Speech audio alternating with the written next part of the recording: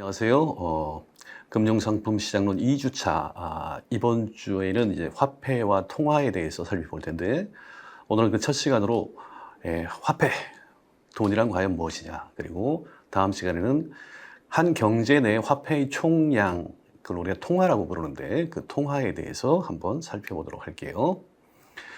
이번 시간의 학습 목표는 먼저 인간 세상에서 화폐라는 게 도대체 어떻게 태어났고 어떤 기능을 하고 어떤 조건을 가진 것들이 화폐로 사용될 수 있는지, 그 전반적인 역사적인 흐름을 간단하게 살펴보도록 하겠습니다. 그래서 오늘 공부할 내용은 첫 번째, 화폐가 뭐냐. 두 번째, 화폐는 경제 내에서 어떤 기능을 하느냐. 세 번째, 그동안 인류에게 화폐는 어떤 과정을 거쳐서 만들어졌고 지금 현재는 어떻게 진화하고 있는지, 이렇게 네 가지 단계로 나누어서 살펴보도록 할게요. 먼저 화폐, 영어로는 money죠. 자, 이 money라는 게 도대체 뭐냐? 사람마다 생각하는 게 조금씩 다를 거예요. 멋있는 말로 화폐라고 했지만 실생활에서 그냥 돈이에요. 여러분 주머니에 있는, 요새는 카드밖에 없나요? 어쨌든 우리가 돈을 이제 화폐라고 불러요. 자, 화폐는 그럼 뭐 하는 데 쓰는 거냐? 우리가 일상생활에 거래에 사용이 되죠. 그래서 재화나, 즉 물건이나 어떤 서비스를 받고 거기에 대해서 대가를 지급했을 때 상대방이 받아주는 것. 그게 뭐냐? 그게 이제 지금은 우리가 버퍼라고 조금 이따 설명을 드릴 텐데, 버퍼라고 해서 우리나라 같으면 항공에서 만든 지폐를 사용을 하지만, 물론 찍어내기는 조폐공사에서 찍지만, 이게 모든 시대에 그랬던 건 아니죠. 그래서 이제 일반적으로 받아들여지는 어떤 것인데, 그 어떤 것이 무엇이냐가 이제 시대마다 달라지게 돼요. 그러면 돈과 이제 비슷한 개념을 갖는 것들이 있죠. 당좌예금. 내가 은행에 내 돈인데 은행에다 맡겨놨어요. 언제든지 내가 가서 달라고 그러면 찾을 수 있는 거예요. 그러면 이것도 화폐냐? 예금도 화폐냐? 요거는 이제 화폐를 어떻게 정의하느냐에 따라서 달라지는데, 요건 다음 시간에 설명을 드리고, 화폐하고 유사한 개념을 갖는 게 웰스, 우리가 흔히 부라고 하죠. 그 밑에 이제 화폐라고 하는 건 사물의 명칭이에요. 우리가 이걸 거래해서 사용할 수 있다. 그럼 그걸 우리가 화폐라고 불러요. 형태가 돌멩이가 됐건 아니면 금화가 됐건 아니면 종이 쪽이 됐건 그게 거래에 사용될 수 있으면 그걸 우리는 화폐라고 불러요. 자, 부라고 하는 거, 웰스라고 하는 건 우리가 아는 것처럼 우리가 재산을 화폐의 형태로만 가지고 있는 게 아니죠. 그동안 벌었던 돈, 화폐는 결국 돈이니까 그 돈을 여러 가지 형태로 바꾸어서 내가 장롱 속에, 금고에 감춰놓고 있어요. 그런 것들을 다 합한 걸 우리가 웰스, 재산이라고 표현을 해요. 반면에 이제 비슷하게 화폐를 벌어들이는 과정, 그걸 우리가 소득이라고 부르죠. 이걸 경제학에서는 이제 스탁, 특정 시점에, 한 시점에 총량이 얼마냐를 측정하는 걸 우리가 스탁이라고 부르고, 일정 기간 동안에 그것이 어떻게 변화해 가느냐를 측정하는 걸 우리가 플로우, 유량, 저량이라고 이제 표현하는데, 유량 개념이라고 표현하는데, 소득이라고 하는 건 일정 기간 동안에 돈을 얼마나 벌어들이느냐를 측정하는 개념이죠. 그래서 화폐는 저량의 개념이다. 소득과 유사하지만 소득은 플로우의 개념이고, 그 다음에 화폐는 스탁의 개념이다 라고 일단 알아두시면 되고, 뭐 정의야 뭐가 될 건, 그러면 이 화폐는 뭘 하는 데 사용이 되느냐? 첫째, 교환에 사용이 되죠. 인간은 뭔가를 소비를 할 수밖에 없죠. 뭘 먹어야 되고 배설도 해야 되고 여러 가지 활동을 하는데 그걸 혼자서 다 충족을 할 수가 없어요. 그래서 누군가와 그런 나 혼자서 채우지 못하는 그런 욕망들을 서로 교환을 해서 그걸 충족시키게 되는데, 그 과정에서 이제 거래가 발생을 하죠. 그러면 우리가 이제 뒤에 역사에서 보겠지만, 맨 처음에 화폐라는 게 왜 생겼느냐? 내가 필요한 게 없으니까 그걸 가지고 있는 사람과 교환을 해야 돼요. 그 교환에 사용되는 게 직접 현물을 가지고 할 수도 있는데 이게 불편하니까 결국 화폐라는 매개체를 사용을 해서 내가 필요로 하는 재화나 서비스를 교환을 하게 되는 이런 과정에서 화폐가 발생하게 돼요. 그래서 화폐의 가장 기본적인 기능은 뭐냐? 쌍방간의 욕구를 일치시키는 문제를 해결하기 위해서, 간편하게 해결하기 위해서 서로 쉽게 바꿀 수 있는 그런 수단으로 만들어진 게 화폐예요. 그래서 화폐는 기본적으로 교환에 사용할 수가 있어야 돼요. 그걸 통해서 욕구의 쌍방간 일치 문제를 해소할 수 있어야 된다. 자, 그러면 이런 문제를 해결하려면 화폐라고 하는 건 쉽게 교환을 하려면 어떤 조건이 있어야 되느냐. 첫째, 표준화가 용이해야 돼요. 그래서 누구나 다, 이건 이만큼의 가치가 있다라고 인정을 해야 돼요. 그리고 널리 받아들여져야 해요. 그래서 우리 동네에서만 사용되는 거. 이따가 이제 화폐의 진화 과정을 보시면 아마 이해가 쉬우실 텐데, 우리 동네에서만 사용되는 게 아니라 널리 받아들여질 수 있어야 그쪽하고도 거래가 가능하기 때문에 일단 광범위하게 사용이 돼야 돼요. 그 다음에 가치를 나눌 수 있어야 돼요. 우리가 돼지고기를 매번 반 마리를 사는 게 아니죠. 그중에 앞다리만 1kg, 뭐 뒷다리 500g 이렇게. 그러면 그것과 교환하려면 그 가치를 측정할 수 있는 그 가치에 맞는 뭔가 화폐가 있어야 돼요. 그래서 화폐는 큰 단위, 작은 단위, 우리가 이제 쉽게 얘기해서 5만 원짜리도 있고, 만 원짜리도 있고, 5천 원짜리도 있고, 이렇게 가치를 나눌 수 있어야 돼요. 그 다음에 휴대가 간편해야 돼요. 이동이 쉬워야 되니까. 그 다음에 가장 중요한 조건 중에 하나가 가치가 안정적이어야 돼요. 이 조건이 만족이 되지 않으면 이제 인플레이션이나 디플레이션이 발생하게 되죠. 그러면 화폐로서 기능을 하기가 어려워요. 우리가 세계 여러 사례를 보는 것처럼 리어카에다가 지폐를 싣고 가도 두부 하나를 못 사는 이런 상태가 되면 그 종이 쪽은 화폐로서 기능을 하기가 어려워요. 그래서 가치가 안정적으로 유지되어야 된다. 이런 요건을 가지고 있는 것들을 우리는 화폐로 일단 사용할 수 있다라고 인정이 되고 있어요. 그 다음에 두 번째, 계산의 단위가 돼야 돼요. 그래서 경제적 가치를 측정할 수 있어야 된다. 그래서 돼지 앞다리 1kg는 얼마, 소고기 등심 1kg는 얼마. 거기에 맞는 화폐가 있어야 돼요. 그걸 측정하고 교환할 수 있는 수단으로, 그걸 우리가 만 원짜리 4장을 주건 5천 원, 2천 원, 뭐 1천 원짜리 이렇게 해서 교환을 하건, 그래서 우리는 화폐를 가지고 있으면 계산을 할 수가 있어요. 그래서 내가 가지고 있는 이 물건이 화폐로 따지면 어느 정도의 가치에 해당하는지를 계산을 할 수가 있어야 돼요. 그래야 거래가 이루어져요. 내가 쌀 1kg 줄 테니까 니네 소 한 마리 줄래? 야, 그게 가치가 같냐? 등가가 아니. 그걸 화폐로 측정을 하면 쉬워요. 야, 내가 쌀 1kg를 생산하기 위해서 얼마나 많은 노력을 했는데도 소는 풀어놓으니까 밖에 나가서 알아서 지들이 풀 먹고 그냥 자란 건데 이게 왜 가치가 안 맞냐? 그럼 금액으로 환산을 하면 이런 문제가 간단히 해결이 되죠. 그래서 계산 단위를 화폐를 사용하면 경제의 여러 가치를 쉽게 측정을 할 수가 있어요. 그 다음에 화폐는 가치를 저장할 수 있어야 돼요. 그래서 결국 우리는 소비 활동을, 인간이 살아가는 데 필요한 필수적인 그런 소비를 매번 물건을, 쌀을 가지고 가서 바꾸고 감자를 가지고 바꾸는 게 아니라 화폐라는 매개체를 통해서 내가 필요한 물건을 교환을 하는데, 그러면 필요한 시점에 내가 그걸 획득을 할 수 있는 수단으로 기능을 해야 돼요, 화폐가. 그래서 지금 필요하지 않은데 그러면 돼지고기가 필요해요. 그런데 지금 아니라 다음 주에 잔치를 하기 위해서 돼지고기가 필요해요. 그러면 다음 주에 사야 돼요. 그런데 다음 주에는 돼지고기 있을지 없을지 몰라. 만약에 그걸 지금 사서 저장을 한다면 그게 얼마나 불편하겠어요. 그런 소비를 이연시키기 위한 수단으로 화폐가 기능할 수 있어야 돼요. 그래서 그게 가치의 저장 수단이에요. 물론 현대에는 화폐 말고도 많이 있죠. 뭐 주식이 될 수도 있고 채권이나 뭐 토지나 뭐 이런 것들이 많이 있는데, 그 중에 가치의 저장 수단으로서 화폐는 독특한 특징을 가지고 있어요. 그게 뭐냐? 그 자체로 소비 능력을 나타내기 때문에 이게 다른 가격에, 이거는 우리가 화폐를 먹을 수는 없죠. 화폐를 가지고 먹을 걸 살 수는 있는데 화폐 자체를 소비할 수는 없어요. 대신 화폐를 소비할 수 있는 물품으로 바꿀 수 있는데, 그 물건들의 가격이 올라가면 이제 지금보다 더 많은 화폐를 지급을 해야 지금과 똑같은 양을 구입할 수 있어요. 인플레이션이죠.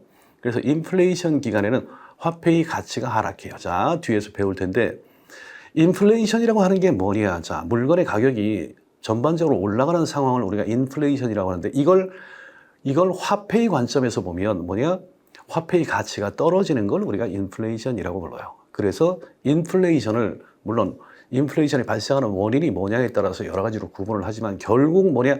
이건 통화적인 현상이다. 자, 지난 시간에 설명을 드렸죠. 왜 우리가 통화를 공부해야 되느냐?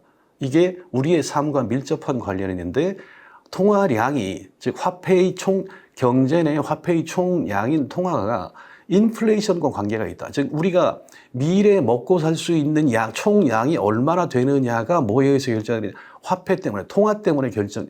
그래서 우리는 통화가 변화할 때 물가가 인플레이션이 어떤 영향을 받는지를 이해해야 앞으로 나의 소비가 내가 구매할 수 있는 총량이 어떻게 변해가는지를 이해할 수 있다라는 거예요.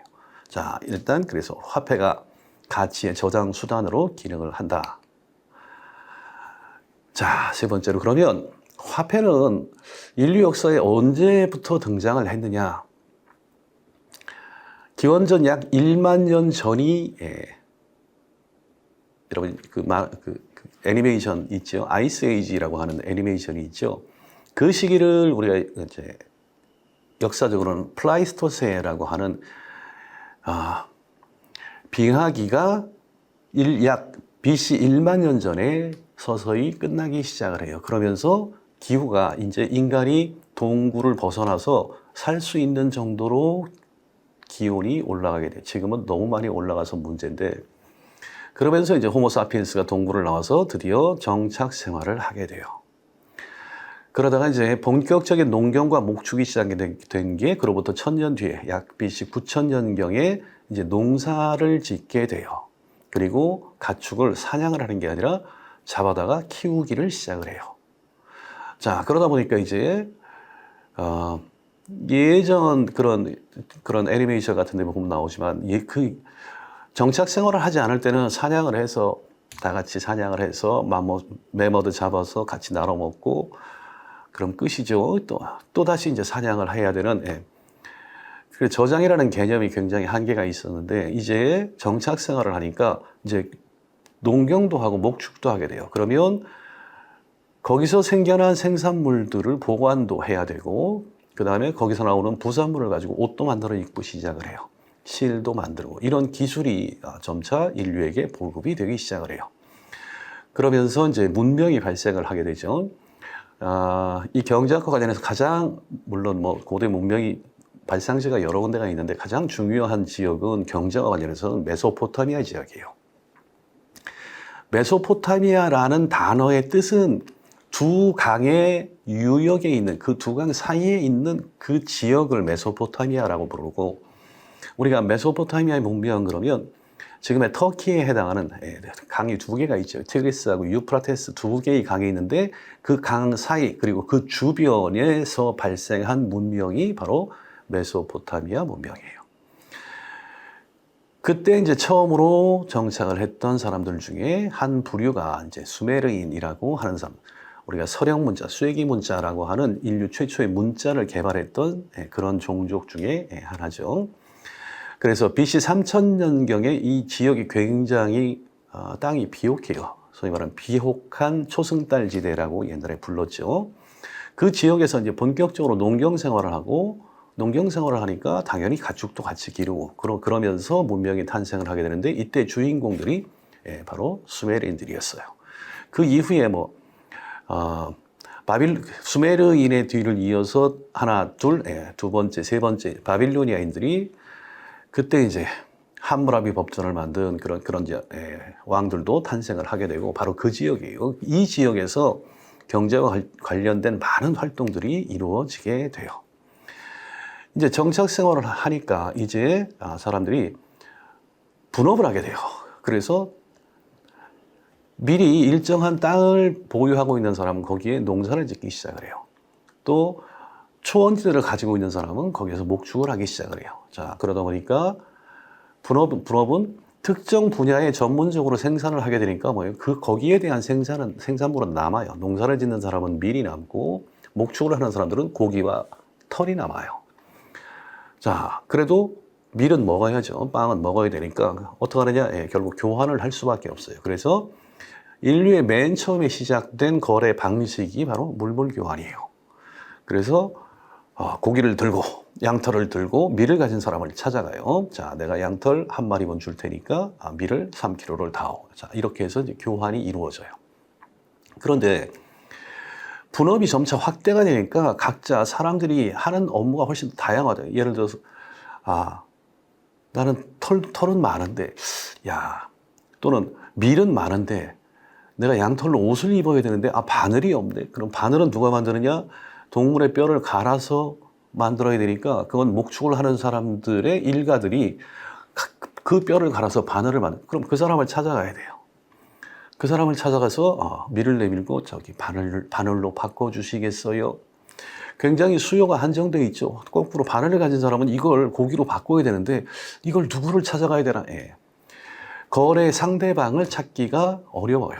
이걸 우리가 탐색 비용이라고 하는데, 그래서 거래가 성공하는 율이 높지 않아요. 그래서 어떻게 하느냐? 사람들이 머리에서 모든 사람들이 다 필요로 하는 게 뭘까? 그러면 일단 그게 내가 밀이 됐건 바늘이 됐건 어떤 생산물이 됐건 모든 사람들이 필요로 하는 걸로 일단 바꾸자.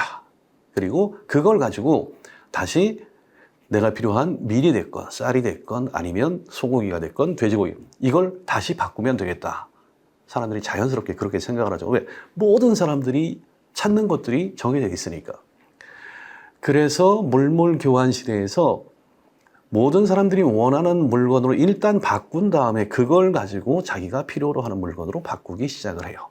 그 대표적인 상품이 바로 소금, 조개, 식량, 가축. 자, 소금이나 식량이나 가축이나 이거야 뭐 다 먹고, 조개는 갑툭튀 네가 갑자기 왜 나오냐. 자, 이런 화폐를 우리가 물품 화폐라고 부르는데, 조개는 도대체 너는 왜 끼니? 조개는 사람들이 먹고 살만해지니까 화폐로서 기능을 하게 돼요. 일단 뭐예요? 뽀대나지요. 예, 조개 껍데기가 폼이 나요.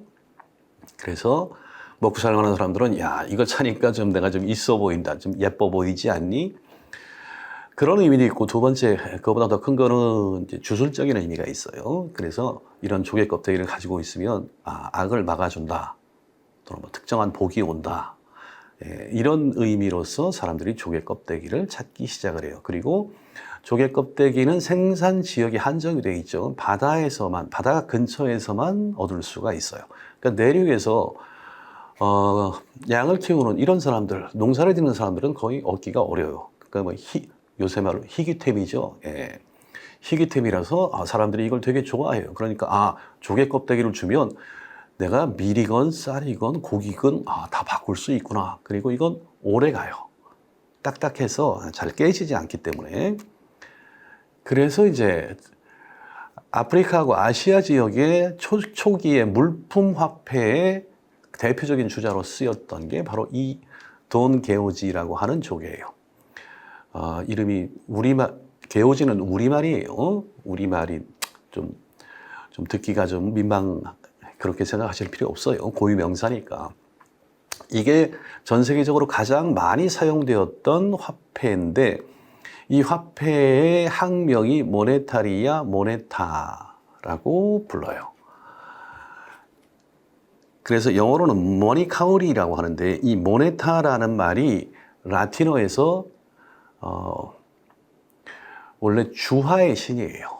돈의 신을 나타내는 그 여신의 이름인데, 이 모네타라는 용어에서 이제 머니라고 하는 오늘날 화폐, 돈을 의미하는 머니라는 단어가 나오게 돼요. 그 다음에 화폐를 만드는 기관을 우리가 민트, 화폐 주조국, 민트라고 하는데, 이게 다 전부 다 여기에서부터 시작이 돼요. 그래서 이 조개의 학명도 모네타가 됐고, 이 한자를 보시면 우리 MZ세대는 한자 안 배우셨죠? 재화예요. 재화와 용역할 때 재화고, 매매예요. 요게 살매, 요게 팔매. 물건을 사다 할 때는 매입하지요. 매입할 때는 요걸 써요. 물건을 팔 때 매도는 요걸 써요. 똑같은 매자인데, 금은 보화할 때 보화예요. 이게 전부 다 뭐예요? 돈과 관련되어 있는데 여기에 보시면 전부 다 이게 뭐냐? 조개 패자지요. 한자로 조개를 나타내는 패자가 전부 다 들어가 있어요. 그래서 오랜 시절부터 전 세계적으로 특히 아시아 그리고 일부 아프리카 지역에서는 조개가 돈으로 쓰였기 때문에 돈과 관련된 용어는 전부 다 모네타 아니면 조개라는 용어가 들어가 있다라고 이해를 하시면 돼요. 그래서 물물교환 시대를 지나서 이제 물품 화폐가 등장을 하게 되는데 이 물품 화폐도 문제가 있어요. 우리가 앞에서 봤던 화폐 여러 가지 조건 중에서 첫째, 보관이 어려워요. 곡물이나 소금, 가축 이런 것들은 시간이 지나면 가치가 떨어지죠. 부패되거나 손상이 돼요. 두 번째, 겁나 무거워요. 소가 필요하대요. 2마리가 필요하대요. 야, 집에 가서 가져가. 이건 좀 낫죠. 미리 300kg가 필요한데 야, 우리 창고에 있거든. 네가 와서 가져갈래? 못 가져가요. 그리고 대량으로 거래를 하기가 어려워요. 휴대가 안 돼요. 그 다음에 똑같은 양, 똑같은 소, 똑같은 밀이라고 해도 품질이 전부 다 달라요. 그래서 나는 밀 1kg를 샀어요. 그래서 이걸 가지고 좀 빻아서 밀가루로 빵을 해 먹으려고 했는데 야, 이거 뭐 절반이 부패가 돼서 이건 사료용으로도 못 써. 네가 밀 1kg 달라고 그랬잖아. 이거 밀 누구한테 물어봐도 이건 밀. 야, 근데 이건 사람이 먹을 수 있는 게 아닌데. 자, 이래서 거래가 어려워져요. 그래서 화폐로 기능하기가 어려워. 결국 왜 내가 밀을 사느냐? 이거 가지고 소고기 사려고 아니면 다른 물건 사려고 했는데 이걸 다른 사람이 받아주겠냐? 거래가 안 되죠. 그러면 화폐로서 기능을 할 수가 없어요. 그 다음에 쪼개기가 어려워요. 그렇죠? 소 한 마리, 양 한 마리. 양도 30개월 미만부터 5살, 6살. 그러니까 표현은 양인데 종류가 다 달라요. 그리고 그렇게 많은 양이 필요하지 않아요.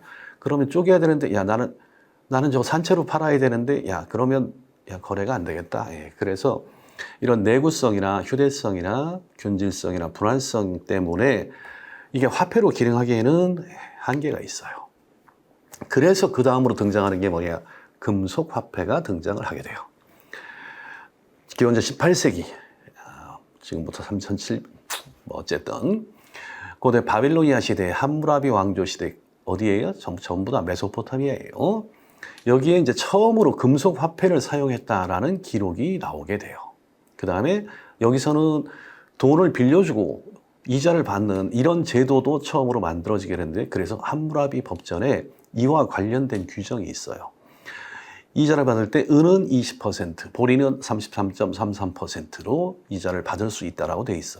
자, 그래서 그 규정을 보면 상인이 은을 빌려줄 때는 은 1세켈. 세켈은 이제 여러 가지 지금도 이스라엘에서 사용되고 있는 화폐 단위인데 이 세켈을 뭘 측정하느냐에 따라서 그램 수는 조금 차이가 나요. 그런데 이제 이 당시에 쓰였을 때는 이제 순은 8.33g에 해당하는 건데 은 1세켈을 빌려주면 나중에 6분의 1과 6분의 1의 이자를 받을 수 있다라고 규정이 돼 있어요. 그래서 이때 이제 은을 가지고 돈을 이 화폐로 사용을 하고 그걸 빌려주면서 이자도 받았구나라는 걸 우리가 추정해서 알 수가 있는데 실물을 가지고 이제 처음 우리가 보게 되는 건 리디아 왕국이에요. 역시 터키 지역에 있었던 고대 왕국인데 기원전 약 600년에서 650년도에 있었던 왕국인데 거기서 처음으로 주조된 금화와 은화를 사용했다라고 헤로도토스 할아버지가 기술을 하게 돼요. 이분이 이제 전 세계를 다니시면서 이제 역사, 지금으로 보면 역사죠. 여러 가지 사실들을 기재한 그런 역사서를 출판을 하게 되는데 거기에 기록이 있어요. 그래서 이 그림에 나오는 게 인류 최초의 주화라고 보시면 돼요. 이걸 일렉트럼이라고 불러요. 일렉트럼은 이제 우리말로 번역을 하면 이제 호박금이라고 부르는데 자연 상태에서 금과 은이 합쳐져서 구성이 되어 있는 금속이에요. 거기에다가 이제 지배자의 그 문양을 새겨가지고 찍어가지고 이걸 가지고 사람들이 기존의 물품 화폐 대신에 이걸 가지고 다른 물건과 교환을 하는 상태에 이르게 되는데 이걸 우리가 금속화폐라고 불러요. 지금 사용되고 있는 동전하고 같은 개념이죠. 물론 가치는 훨씬 더 크지만 그래서 이 금속 화폐가 물품 화폐가 가지고 있는 문제를 해결하는 데는 굉장히 좋은데 결정적인 문제가 있어요. 이건 현대에도 똑같은데 뭐냐? 경제 규모가 커져요. 즉 사람들이 이제 점점 많아지고 밀도 생산량이 많아지고 고기도 생산량이 많아지고 소금도 사람이 많아지니까 결국 더 많은 양을 생산을 하게 되고 이걸 금속 화폐를 통해서 매매를 하려면 어떻게 돼요? 금속 화폐의 양이 경제 규모가 성장함에 따라서 늘어나야 돼. 처음에는 100명이 사용하던 100명이니까 이런 주화 한 300개 정도면 뭐 매일매일 거래하고 살아가는데 지장이 없어요. 왜? 내가 사기도 하고 팔기도 하고 주고받고 하는데 300개면 충분해요. 이제 그 사람이 10배가 되면 어떻게 되느냐? 이 300개로는 유통을 시킬 수가 없어요. 그래서 이 공급 양을 늘려야 되는데 한계가 있죠. 왜? 이건 자연에서 나는 귀금속이기 때문에 사람들이 모두 귀하다고 여기기 때문에 사람들이 이걸 받아주고 자기가 가지고 있는 고기나 밀이나 이런 것들을 서로 교환을 했는데 이제 없어요. 추가로 공급할 양이. 계속해서 채굴을 하지 않는 이상. 제일 쉬운 방법은 뭐냐? 기존에 있는 걸 쪼개는 거예요. 그래서 원래 들어가 있던 주화에 들어있는 금과 양의 함량을 줄여서 개수를 늘리는 거예요.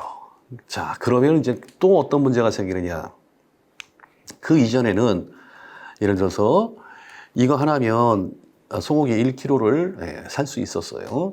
그런데 새롭게 이제 주화를 비슷한 모양으로 만들었는데 가만히 보니까 이 금 함량이 많이 줄었어요. 모양은 똑같은데 야, 이거 들어만 봐도 조금 차이가 나는데. 자, 이렇게 새로운 통화가 나타나게 돼요. 그러면 자, 얘하고 같은 거지. 자, 다시 이걸 갖다 주고 야, 이제 소고기 1kg 줘야지. 안 주죠. 이거보다 질이 낮은 그런 통화를 받은 사람들, 그러면 옛날에 순도 99.9%짜리하고 순도 70%짜리, 그런데 사람들은 전부 다 이거 정부에서 그때 왕이 이 두 개가 가치가 같다고 우겨요. 그러면 그 두 개를 가지고 있으면 사람들은 뭘 먼저 쓰느냐? 꽂은 걸 먼저 쓰지요. 순도 70%짜리를 들이대고 야, 이게 소고기 1kg니까 소고기 1kg로 바꿔줘. 그러면 이런 현상이 반복이 되면 어떻게 되느냐? 원래 순도 99%짜리는 사람들이 전부 다 집안에 감춰둬요. 그리고 70%짜리가 99.9%짜리 흉내를 내면서 유통이 되게 돼요. 이게 이제 현대에서는 그 유명한 그레샴의 법칙이에요. 악화가 양화를 구축한다라고 하지요. 경제내에서 악화와 양화를 동시에 좋은 통화와 나쁜 통화를 동시에 공급을 하면 사람들이 좋은 통화는 전부 다 집안에 감춰두고 나쁜 통화만 유통을 해요. 그래서 악화가 나쁜 통화가 좋은 통화를 구축한다, 쫓아낸다라고 이걸 우리가 이제 그레샴의 법칙이라고 하는데 어쨌든 인간의 본성이에요. 그래서 과거에도 그런 일이 생겼어요. 그러니까 나중에는 사람들이 이걸 갖고 오면 알아요. 야, 이거 70%짜리지. 또 우길 거지. 99.9라고. 그러면 이거 두 개 갖고 오면 내가 1kg 줄게. 무슨 일이 생겨요? 화폐의 가치가 떨어져요. 왜? 인정을 안 해줘요. 야, 99.9%짜리 갖고 오면 이거 하나에 내가 소고기 1kg 주는데 이거 70%짜리잖아. 이거 두 개 갖고 와. 그러면 어떻게 되냐? 당연히 물건 값이 올라가게 돼요. 물건이 달라진 게 아니고 뭐 때문에? 물건 값이 소고기 1kg의 본질이 달라진 게 아니고 그 가치를 측정하는 수단의 문제. 그래서 인플레이션이 통화 현상이라고 하는 거예요. 그래서 결국 엄청난 인플레이션이 발생을 하게 돼요. 이게 가장 문제가 됐었던 시대가 고대 로마 제국이에요. 그때 이제 금화와 은화를 이제 동시에 유통을 하는데 은화, 데나리우스, 성경에도 나오죠. 은화를 발행을 하는데 이걸 계속해서 은을 집어넣어서 똑같은 양을 집어넣어서 만들 수가 없으니까 은의 양을 계속해서 줄여요. 그럼 어떻게 되냐? 물가가 매일매일 오르는 거야. 야, 은화 또 갖고 왔니? 어머, 새 거네? 새 거는 기존에 2개면 줬지. 새 거는 4개 갖고 와야 된다. 그래서 디나민이 그 표시가 되어 있는 화폐는 뭐예요? 데나리우스 똑같은데 이제는 이거 2개가 안 되고 4개 갖고 와야 내가 고기를 줄 거야. 이런 현상이 발생하게 돼요. 경제가 확대가 되면 이건 본질적으로 어쩔 수가 없어요. 제한된 금과 은을 가지고 그 경제의 모든 유통량을 다 감당을 해야 되니까 뭐 어쩔 수 없이 선택을 하게 되는데, 이러니까 사람들이 생활이 불안해지게 돼요. 그래서 어떡하냐, 콘스탄티누스 대제가 313년에, 기원 후 313년에 이제 밀라노 칙령을 발표하게 되죠. 그 전에 이제 화폐 개혁을 실시해요. 콘스탄티누스 대제라고 부르죠. 역대 로마 황제 중에 망나니들이 많은데 그나마 굉장히 많은 업적을 남기신 분이에요. 그래서 기존의 화폐를 다 없애. 야, 아무도 인정해주지 않는 저런 쓰레기들은 다. 그래서 그걸 없애는 대신에 이제 솔리두스라고 하는 새로운 화폐를 만들어요. 규격을 통일을 해서. 이게 이제 지금의 이제 솔저, 군인이라고 하는 영어 단어의 어원이 됐다라고 알려져 있어. 이 솔리두스라는 화폐, 동전을 만들었는데 이 동전을 누구한테 주면, 그 당시 황제가 돈을 가장 많이 썼던 분야가 어디냐? 군대예요. 왜? 그 당시에는 유럽 전역이 수시로 전쟁을 했죠. 전쟁을 하려면 군사들을 동원을 해야 되는데 군사는 유급이에요. 그 용병이 됐건 그 나라 국민이 됐건 황제를 대신해서 싸워주면 돈을 줘야 돼요. 그래서 그 돈을 지급한 게 뭐예요? 솔리두스예요. 그래서 솔리두스, 솔저로, 솔리두스를 지급받는 사람, 군인을 말하는구나. 그래서 지금의 이제 솔저라는 용어가 나왔다고 알려져 있어요. 자, 그래서 이제 기존의 화폐를 없애고 새롭게 이제 밀리아렌스나 폴리스라는 동화를 만들어서 드디어 이제 본격적으로 화폐를 기능을 하게 돼. 그런데 역시 똑같은 문제가 생겨요. 계속해서 동전을 만들어내려면 뭐예요? 금과 은이 필요하죠. 그래서 동방으로 원정을 보내요. 금을 찾아서, 은을 찾아서. 근데 별로 못 구해요. 나중에 이제 본격적으로 금이나 은이 유럽으로 유입이 된 건 대항해 시대가 열리면서고, 고대 로마에서는 그다지 멀리 못 갔기 때문에 별로 성공적이지 않았어요. 자, 유럽 지역에 그 당시에 유태인들이 굉장히 많은 박해를 받고 있었어요. 뭐 여러 가지 원인이 있지만 첫째는 기원 후 예수가 탄생한 지 313년에 이제 밀라노 칙령을 발표를 해서, 그 전까지 로마는 그리스 로마 신화나 뭐 이런 신전 그 유물에서 보는 것처럼 다신교였어요. 신이 많죠. 전쟁의 신도 있고 대장장의 신도 있고 온 동네 신이에요. 다 신이에요. 그런 신들을 모시는 신전들이 곳곳에 만들어져 있었고 거기에 사제들이 있었어요. 이 사람들은 생산활동을 하는 사람들이 아니죠. 그래서 그 지역에서 그 신을 믿는 사람들한테 주로 헌금을 받아서, 그래서 땅을 기부하는 사람도 있고 이런 돈을 기부하는 사람도 있고, 그래서 그런 신전들이 굉장히 많았고 그 신전들이 가지고 있는 재산이 많았어요. 그리고 유태인들은 예수를 살해했다는 명목으로 굉장히 많은 박해를 받으면서 수시로 사건이 발생할 때마다 재산을 압류당하거나 아니면 사는 지역을 굉장히 많은 박해를 받았어요. 특히 이런 사제들이 유대인들의 재산을 많이 뺏어서 가지고 있었어요. 그러면서 이제 유대인들을 박해를 시작을 했는데 313년에 밀라노 칙령을 발표를 하죠. 그래서 종교의 자유를 선언해요. 어느 종교도 누구나 다, 기독교로도 공인을 하면서 마찬가지로 유대교도 공인이 돼요. 그러면서 뭘 했냐, 신전의 제사를 전부 다 압수를 하게 돼요. 니네가 그동안 다른 종교를 박해해서 얻었던, 강탈을 했던 그런 것들 다 반납해라 해가지고 신전을 털게 되는데, 이제 사람들이 물론 콘스탄티누스 대제 자체가 기독교를 독실하게 믿어서 이런 종교의 자유를 인정을 했다라고 보는 게 정설인데, 그 이면에는 그 신전을 털어서 국가 재정을 튼튼하게 하기 위해서, 금을 확보하기 위해서 털어서 재정을 안정시켰다라고 이제 주장을 하시는 분도 있어요.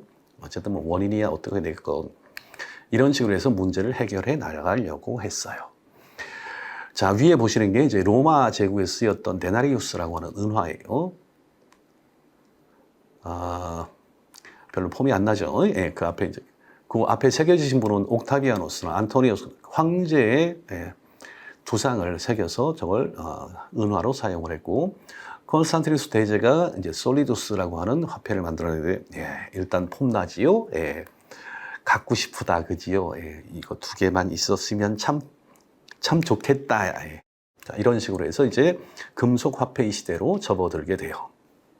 자, 우리가 뒤에서 이제 이자에 대해서 배울 텐데, 그러면 이 과정에서 이제 그러면 함무라비 법전에도 이자가의 이야기가 나오는데, 그러면 이제 화폐가 나왔으니까 이 화폐를 빌려주면서 이자를 받는 이런 제도는 과연 언제 생겼을까?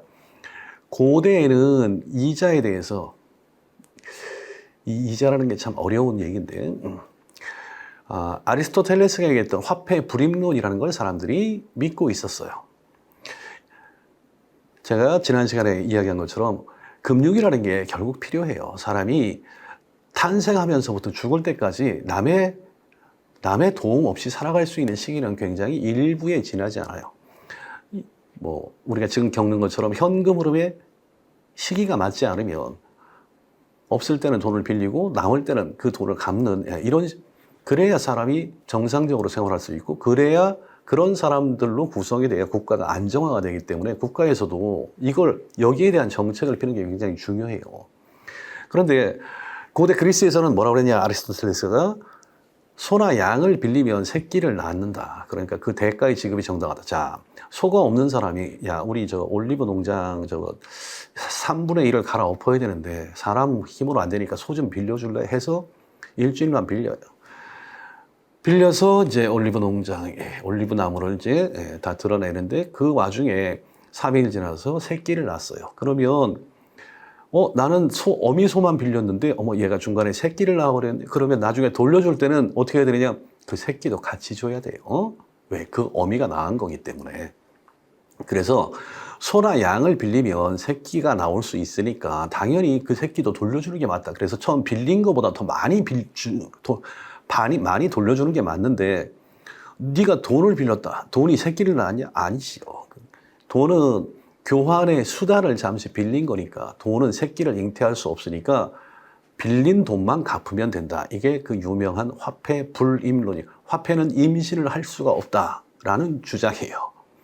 그 사람들이 모두가 그걸 믿고 있었어요. 고대에는. 자, 이게 중세 시대로 넘어오면서 이제 화폐가 본격적으로 유통이 되면서 조금씩 얘기가 달라져요. 중세 이전에는 기독교가 대세가 됐죠. 313년 이후로 이제 기독교들이 많아지면서 기독교를 기반으로 하는 중세 이전까지는 이자를 못 받게 돼 있었어요. 근데 유태인은 예외예요. 왜 기독교 사회에서 기독교를 근간으로 하는 중세 유럽에서는 이자를 못 받느냐 하면은, 유대교 율법, 이제 히브리, 고대 이제 그 유대인들의 지역, 언어를 이제 히브리라고 하죠. 그 히브리로 되어 있는 성경이 이제 우리가 토라라고 부르는데, 이 구약, 예수님이 탄생하시기 이전에 그 구약은 기독교나 유대교나 거의 비슷해요. 내용이 거의 똑같은 내용을 다루고 있는데, 거기에 보면 출애굽기에 보면 22장 25절에 내가 만일 내 백성 중에 가난한 자에게 돈을 빌려주면 고리대금을 하지 마라, 이자를 받지 말라라고 돼 있어요. 그 다음에 뭐 레위기에도 비슷한, 네 형제한테는 이자를 받지 마라. 자, 그런데 신명기에 뭐라고 돼 있냐, 타국인에게는 이자를 받을 수 있는데 형제한테는 받지 마라. 자, 여기에 힌트가 있죠. 기독교인들이 보기에, 기독교인들은 뭐예요? 모두가 형제예요. 예수님을 믿는, 하나님을 믿는. 유대인은 이제 구약까지만 따라가고 신약부터는 이제 전혀 독자 노선을 걷게 되죠. 그러니까 유대인의 입장에서 보면 다른 유럽 사람들은 우리의 형제가 아니에요. 왜? 종교가 다르니까. 유대교를 믿고 있기 때문에. 그래서 유대인들이 유대인들끼리 돈을 빌려줄 때는 이자를 받으면 안 돼요. 이거는 이제 성경에 어긋나는 거니까. 근데 유대인이 다른 유럽 사람한테 돈을 빌려줄 때는 이자를 받아도 된다라고 해석을 해요. 네 형제가 아니기 때문에. 그런데 유럽 사람들은 대부분 다 자기들은 다 똑같은 똑같은 예수님을 믿고 있으니까 고리대금이 원천적으로 안 되는 걸로 해석을 할 수밖에 없지요.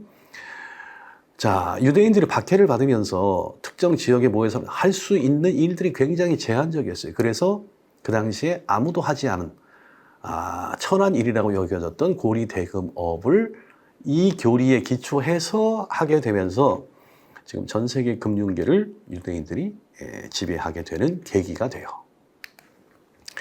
자, 그런데 중세에도 실제로는 실생활에서는 사람들이 돈을 빌려주고, 왜 당장 돈이 먹을 게 없는데 그럼 옆집에서 쌀을 그냥 돈을 빌리는 게 제일 편하죠. 쌀, 고기를 빌리는 것보다. 그래서 돈을 빌려서 물건을 사고 나중에 돈이 들어오면 그걸 갚아줘야 되는데 그냥 원금을 준다고 그러면 빌려주겠어요. 야, 내가 너를 뭘 믿고. 그래서 이제 암암리에, 야, 내가 나중에 좀 더 줄게. 암암리에 이제 지금의 이자에 해당하는 것들을 더 주기로 하고 돈을 빌리기 시작을 해요. 그러면 원칙, 교리하고 이제 실생활에 괴리가 생기죠. 안 맞아요. 그래서 이제 중세의 그 지적인 모든 활동을 담당했던 이 교회법 학자들, 신학자들이 야, 실생활에서는 이렇게 이자가 존재를 하는데 무조건 이거 교리에서 받지 말라는 게 이게 말이 되느냐. 그래서 고대 로마법을 열심히 뒤져봤어요. 그랬더니 이런 조항이 있어요. 자, 돈을 빌려주고 원금을 갚아야 될 시기에 원금을 돌려받지 못하면 나중에 원금에다가 위약금을 돌려받게 되는데, 그래서 원래 받기로 한 원금, 그 다음에 그날을 지나서 원금에다가 범차 위약금을 추가로 더 받게 되는 그 금액의 차이, 그걸 quod inter est, 그래서 원금과 실제 받은 돈 사이에 있는 어떤 것이라는 표현이 이제 라틴어에 있는데, 볼로니아에 있던 아초라는 학자가 그래, quod inter est, 이걸 합해서 인터레스트라고 부르고, 이게 지금의 이자라고 하는 영어 단어가 바로 여기에서 나온 바로 이 표현이에요. 그래서 약속한 날짜에 원금, 빌려간 돈을 갚지 못하면 나중에 갚을 때는 거기에 추가로 위약금을 주는구나, 받을 수 있구나, 그걸 quod interest라고 하는구나. 그래서 이제 이게 인터레스트라는 말로 정착이 되고, 그러면 받을 수도 있겠구나. 그래서 이렇게 해석을 함으로써 이제 이자라는 개념이 본격적으로 탄생을 하게 돼요. 자, 그래서 물물교환에서 물품화폐에서 금속화폐로 넘어가는데, 자, 이제 경제 주체들 간의 문제가 생겨요. 자, 중세 이후에 유럽은 어떻게 돼 있었느냐? 각 영주들이 각자 자기네 땅을 따로 다스려요. 그리고 거기서 세금을 걷어요. 그 동네에서 난 산출을 가지고 그 동네, 그 성의 주민들이 살게 돼요. 그러니까 어떻게 하느냐? 통일된 국가가 없으니까 각 지역마다 자기네 통화를 따로 만들어서 쓰게 돼요. 그러니까 피렌체에서 사용되는 동화, 밀라노에서 사용되는 이런 동전들이, 화폐들이 서로 다 달라요. 그래서 여기는 금을 30% 넣은 거, 여기는 40% 넣은 거, 중량이 서로 다 달라요. 그러면 내가 여기에 살다가 이 통화를 가지고 사용하는데 이쪽 지역으로 이사를 가게 돼요. 그러면 이 돈은 쓸 데가 없지요. 그러면 어떻게 되느냐? 이 돈으로 바꿔야 돼요. 누가 바꿔주느냐? 아무도 안 바꿔주죠. 여기서 나가는 사람이 있어야 서로 그래, 우리 1대1이 어떻게 1대1이지? 그걸 전문적으로 해주는 사람들이 나타나게 돼요. 그게 지금의 이제 환전상이죠. 그래서 중세 국가들 사이에 또는 지역 사이에 사람들이 화폐를 서로 교환할 일이 생겨요. 그걸 중간에서 맡아주는 사람들이 바로 환전상이에요. 그럼 환전상들은 각 지역이나 국가의 통화를 알고 있어야 돼요. 저기서는 이런 화폐 대략 가치가 얼마, 그거 이쪽 돈으로 따지면 대략 가치가 얼마, 그래서 이걸 이쪽으로 바꿔줄 때는 이거 하나 받고 이거 2개 주는 게 맞다. 이런 것들을 하는 환전상들이 이탈리아에 많이 생겨나게 되는데, 이 사람들이 아침에 장사를 나가면 뭘 들고 나가야죠. 책상에 뭘 써야 되니까 지금의 탁자를 들고 다녀요. 그걸 이제 방코라고 불렀어요. 그게 지금의 뱅크, 은행을 뜻하는 영어 단어 뱅크라는 용어가 바로 여기서 나타나게 돼요. 그래서 환전상들이 전문적으로 나서서 지역 간 통화를 교환해주는 역할을 해요. 그러면 왜 교환을 해주느냐? 그 화폐가 그 가치가 있기 때문에. 그 가치는 과거에는 주로 뭐에 의해서 담보가 되느냐? 그 안에 들어간 금으로 가치가 환산이 돼요. 그러면서 이제 금본위제라는 게 시작이 돼요. 자, 중앙은행이 발생하게 된 계기는 뒤에 이제 중앙은행 편에서 다시 설명을 드릴 거예요. 1694년에, 물론 세계 최초의 중앙은행은 영란은행이 아니고 다른 은행. 1694년에 영국이 이제 그 당시에는 어마어마하게 매년 거의 전투가 있어요. 결국 국왕이 전투를 하려면 돈이 필요하죠. 왜? 군대를 사와야 되니까. 군사들한테 봉급을 지급을 해야 되니까. 돈이 없으니까 어떡하느냐? 야, 나 돈 좀 전문적으로 빌려줄래? 대신 내가 너한테 이런 특권을 줄게 해서 만들어진 게 중앙은행이고, 그게 영국의 중앙은행, 뱅크 오브 잉글랜드, 지금의 영란은행이라고 부르는 은행을 설립을 해요. 그러면서 이제 은행권을 만들어내게 돼요.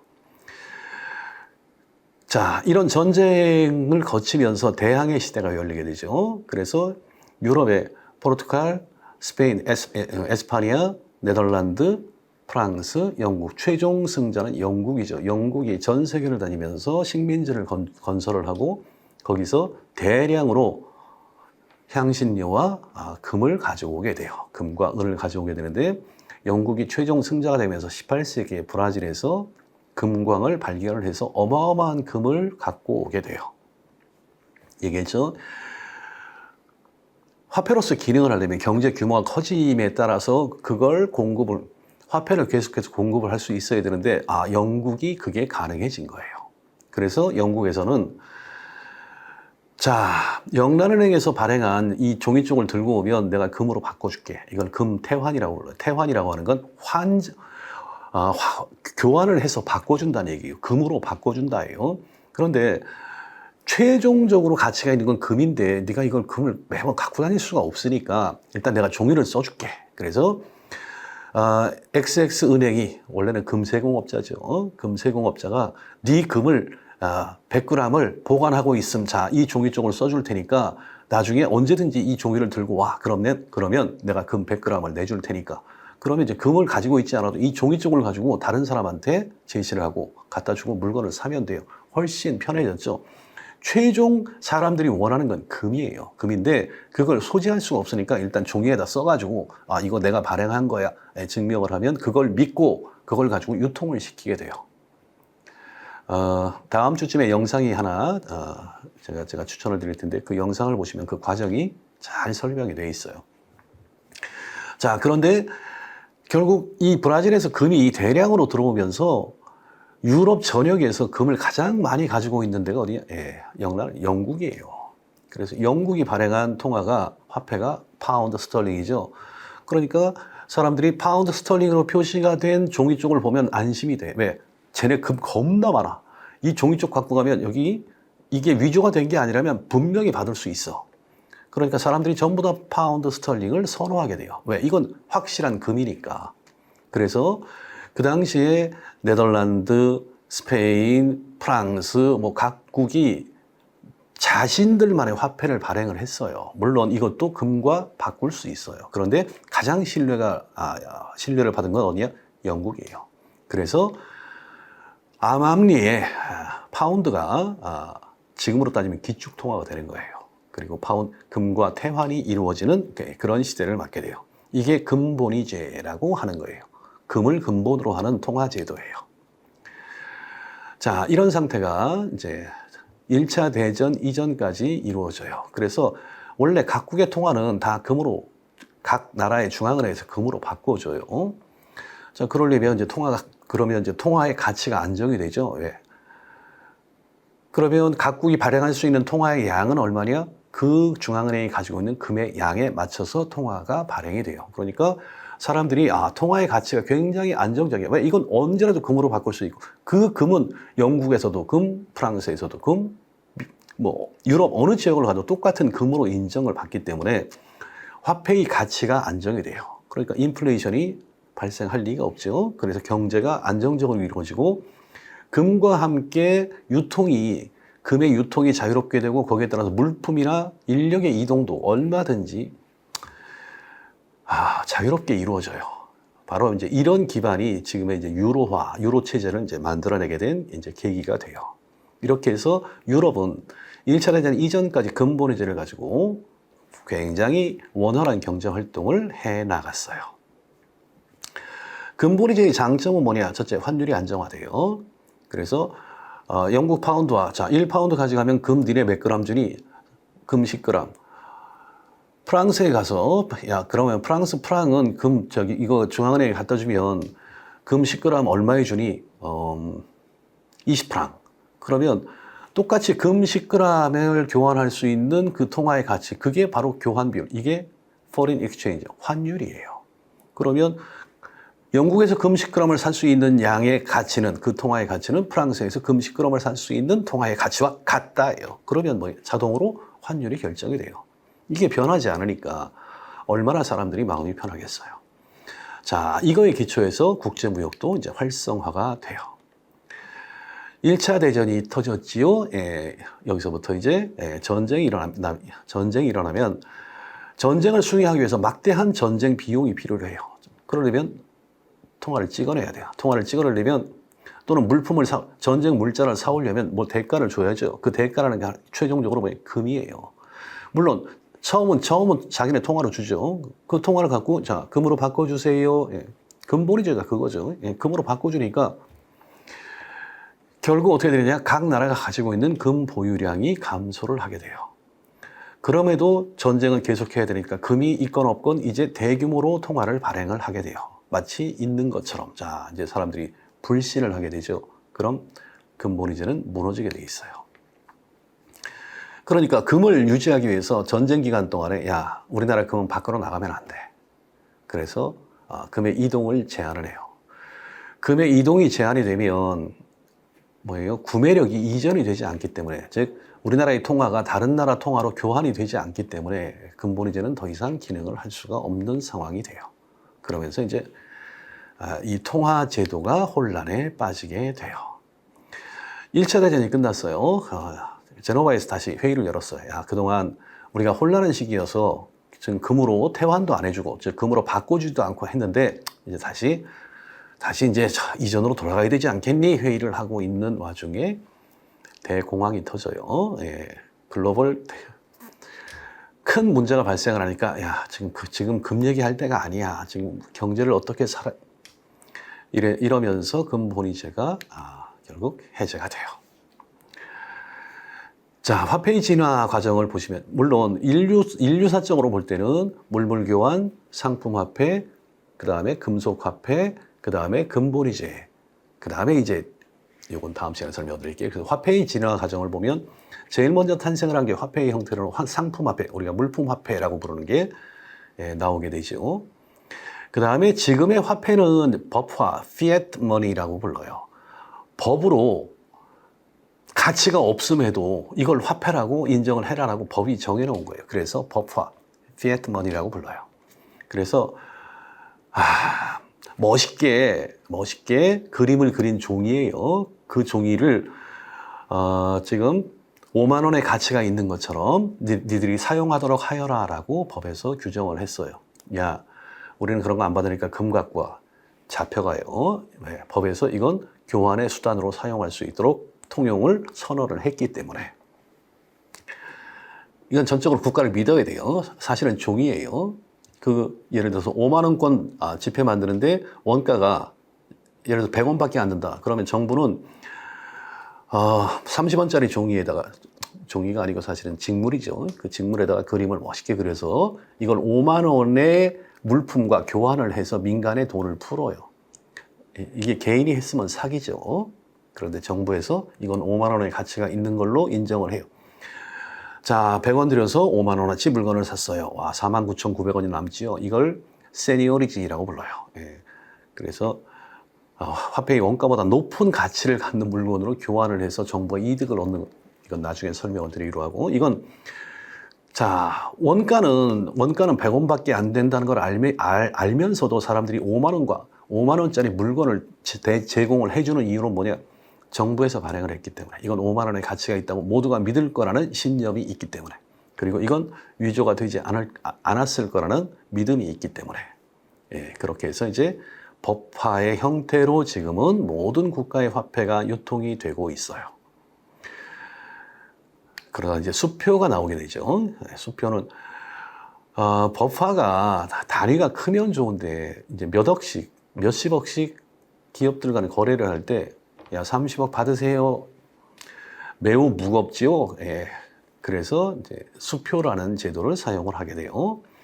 내가 은행에다 맡겨놨는데 내가 이걸 써줄 테니까 네가 내 대신 찾아서 돈으로 가져가면 돼. 예.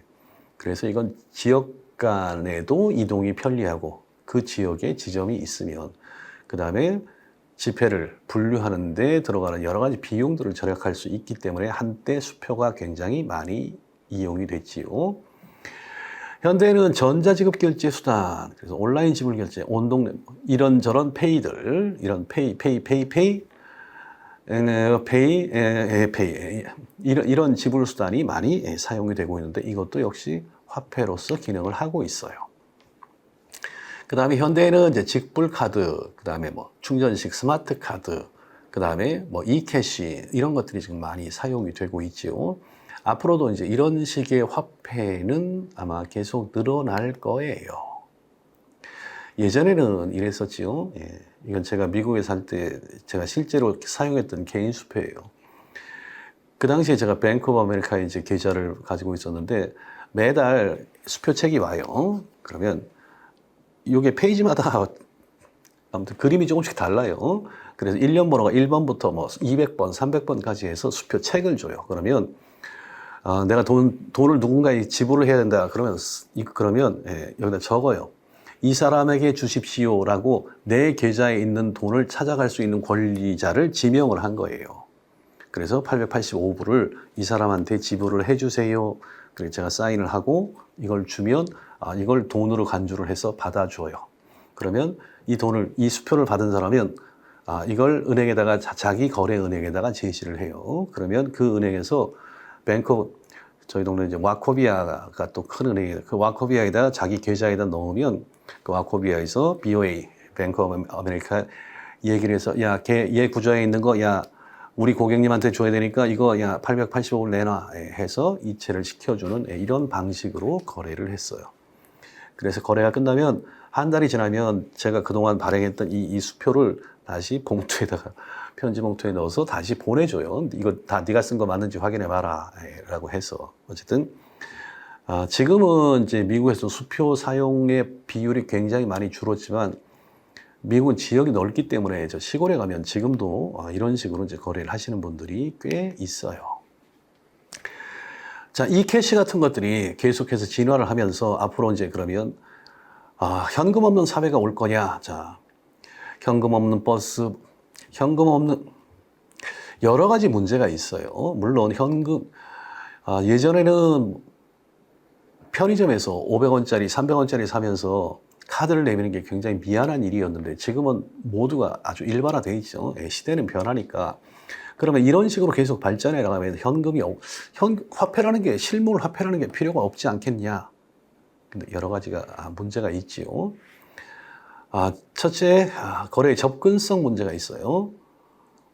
만약에 계좌를 만들지 못하는 사람들 또는 그런 거에 사용이 익숙하지 않으신 분들, 뭐 키오스크를 사용 못해서 주문을 못 하시는 분들, 이런 분들이 계속해서 생겨나니까 그런 분들은 결국 현금이 훨씬 더 이런 분들을 소외시키면서 과연 이게 현금 없는 사회가 과연 진보한 사회냐, 여기에 대해서는 조금 더 논의가 필요할 것 같아요. 그런데 당분간은 화폐가 없는 사회는 나타날 것 같지는 않아요. 그러면 가상화폐는 어떻게 되냐? 말은 가상화폐인데 진짜 화폐냐? 2009년에 사토시 나카모토라고 하는 사람, 가상의 뭐 실존 인물인지는 아직도 확인이 안 되고 있는데 어쨌든 이 사람이 만든 전자화폐인데 뭐 비트코인 관련해서는 제가 이제 핀테크에서 아주 긴 시간 강의한 내용이 있어요. 그걸 참고로 하시면 될 텐데 화폐로서 기능을 할 거냐 못 할 거냐, 사람들이 화폐가 화폐로서 기능을 하는 이유는 신뢰성이에요. 사람들이 화폐라고 믿으면 화폐가 되는 거예요. 우리는 모두 아직 화폐가 아니라고 주장하고 있지만 그걸 통화로 채택한 국가들도 있어요. 그 나라에서는 화폐예요. 우리가 화폐성을 부정한다고 해서 화폐가 기능을 하지 못하는 게 아니죠. 앞으로 지켜볼 과제라고 생각이 돼요. 자, 이번 시간에 이제 화폐에 대해 살펴봤는데, 자, 화폐는 뭐냐? 재화와 서비스에 대한 지급, 채무상환에 일반적으로 받아들여지는 것, 그 형태가 뭐가 됐건 그걸 우리는 화폐라고 한다. 화폐는 지불의 수단, 가치의 척도, 가치를 저장할 수 있는 이런 기능을 한다. 교환의 수단으로 널리 사용되기 위해서는 표준화시켜야 되고 널리 받아들여져야 되고 가치를 나눌 수 있어야 되고 휴대가 용이하고 그 가치가 안정적이어야 된다. 그 다음에 화폐는 시대에 따라서 다른 형태로 나타나게 된다라는 데까지 설명을 드렸어요. 다음 시간에는 이제 통화제도의 변천 그리고 통화량이라는 게 뭔지에 대해서